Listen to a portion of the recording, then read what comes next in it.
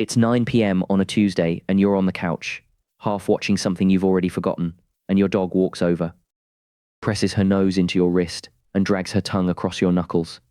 3 times in a row, you smile and you scratch behind her ears. You tell her you love her too. And right there, in that small, warm moment, you've already gotten it wrong. That lick was never a kiss, not even close. But you've been told that story so many times it feels like a fact now. The same way you still catch yourself multiplying your dog's age by 7 and casually calling it science. Someone did that math decades ago by dividing the average human lifespan by the average dog lifespan, and the numbers stuck. No peer review, no biological basis, just a neat ratio that fit on a bumper sticker. And it doesn't stop there. Saturday morning, you're standing in the backyard with a coffee, watching your dog tear into a patch of grass like it owes her money. Your first thought is she's nauseous, she needs to throw up. You've heard that explanation your entire life, but researchers actually tracked this. Only about 1 in 5 grass-eating dogs vomited afterward. Fewer than 1 in 10 looked sick before they started chewing. Most of them were just restless and understimulated, running their teeth over whatever the yard offered, because their nervous system needed something to do, and nobody noticed. That's the pattern, the lick, the grass, the age math. 3 everyday moments you thought you understood. And in each one, your dog's body was saying something your assumptions talked right over. The real answers aren't cute and they aren't simple. But they start in a place most owners have never been taught to look, the wiring underneath the behavior. Now drop 12 inches off the ground and step inside that body. Forget the word happy, forget quirky, your dog doesn't have those categories. What they have is a threat detection system running 24 hours a day. And every single behavior you just dismissed as a cute habit is just that system filing a report. When your dog tears into grass like it owes them money, their sympathetic nervous system has already made a call you never heard. Cortisol is climbing. The body's stress system has flagged something. Maybe a novel chemical on the lawn. Maybe the low hum of a machine that your ears can't even register. The gut responds before the brain finishes its assessment. Chewing becomes a parasympathetic brake, a crude attempt to pull the whole organism back toward baseline. You see a weird snack, their vagus nerve sees a pressure valve. Now think about the dog you ran for an hour this morning. The one collapsed on the kitchen tile. You called that satisfaction. Their adrenal glands call it something else. Sustained high-output exercise without recovery floods the system with cortisol and norepinephrine. The allostatic load, the cumulative cost of keeping the body in emergency mode, doesn't reset just because the leash comes off. A dog lying flat and panting is not broadcasting joy. That's a nervous system in forced shutdown, triaging what little parasympathetic capacity it has left. That bright red ball you tossed across the lawn never looked red to your dog, not once.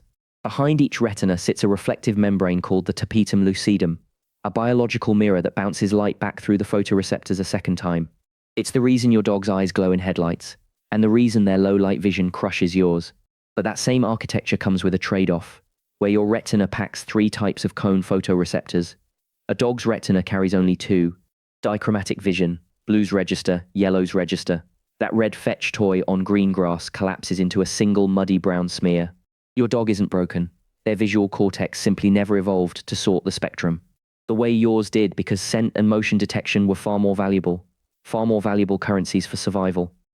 Now layer that biological mismatch onto something bigger, time itself. You were handed a clean little formula. 1 dog year equals 7 human years, and you carried it around like a fact. But the physiology says otherwise. During the first 12 months of life, a dog's cellular machinery is running at a rate that would map closer to 15 years of human tissue development. Telomeres are shortening at a pace your body wouldn't hit until middle age. After that initial surge, the rate downshifts, but it never aligns with a simple multiplier, and it fractures further along the axis of breed size. A 30-kilogram frame accumulates allostatic load, the cumulative wear of sustained physiological stress, at nearly double the speed of a 5-kilogram frame. Same species, radically different biological clocks, ticking inside the same category you casually call dog. Every comfortable myth you carry about how your dog sees the world, or how long they have left in it, was built on human hardware assumptions, projected onto a completely foreign operating system. And that projection doesn't stop at color or calendars. It reaches deeper, into the behaviors you think you understand best. So now you're sitting with all of this, and there's a weight settling in your chest. Every time you scolded that lowered head, every time you pulled away from a lick thinking it was just slobber, every time you mistook a stress signal for misbehavior, it feels like a small betrayal you can't take back. That's the part that stings, right? Not the science itself, but what it can point to about all those moments you thought you understood. Your dog's submissive posture after the chewed shoe was never guilt. But the fact that you read it as guilt doesn't make you a bad owner. It makes you a human one. You are interpreting a canine appeasement signal through a primate social lens, and nobody, not a single puppy training video or pet store pamphlet, ever told you those were two completely different biological languages. That slow shuffle, those soft eyes, your dog was engaged in social buffering, actively trying to de-escalate your cortisol spike before it became conflict. They were taking care of you, in the only dialect their nervous system speaks. You didn't miss the signs because you weren't paying attention. You missed them because you were paying attention to the wrong channel entirely. And the fact that you're still here, still listening, still wanting to understand what your dog is actually saying, that matters more than every misread moment combined. So what does it look like to finally tune into the right frequency? One signal is not a diagnosis.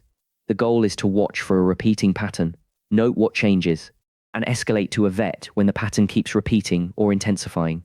Here's the thing nobody tells you. You don't need a training plan. You don't need a clicker or a treat pouch or a 6-week course. Tonight, when your dog is just lying somewhere nearby, go sit on the floor next to them, not facing them. Watch your pet closely tonight. Which tiny signal looks different now that you're looking for safety and stress instead of attitude? Leave that detail in the comments.